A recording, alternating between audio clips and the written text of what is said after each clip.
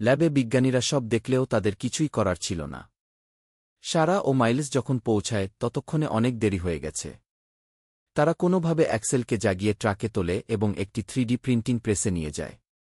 সেখানে তার সব পার্টস প্রিন্ট করে নতুন করে লাগানো হয়।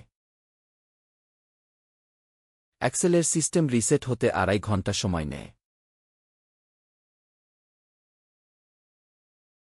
অপেক্ষা করার সময় সারা ও মাইলস একে অপরের খুব কাছে চলে আসে। অ্যাক্সেল অন হতেই অ্যান্ড্রিক তার লোকেশন পেয়ে যায় এবং তাকে ধরতে এজেন্ট পাঠায়। কিন্তু এজেন্টরা আক্রমণ করার আগেই অ্যাক্সেলের সিস্টেম চালু হয়ে যায় এবং সে পাল্টা আক্রমণ করে। অ্যাক্সেলের সব স্মৃতি ফিরে আসে এবং সে স্যামের উপর প্রতিশোধ নেওয়ার জন্য পাগল হয়ে ওঠে। অ্যাক্সেল স্যামকে খুঁজতে বেরিয়ে পড়ে, সারা ও মাইলসও তার পিছু নেয়। অ্যাক্সেল স্যামকে খুঁজে পায়, যেখানে স্যাম ও তার বন্ধুরা আগুন জ্বালিয়ে কিছু পোড়াচ্ছিল।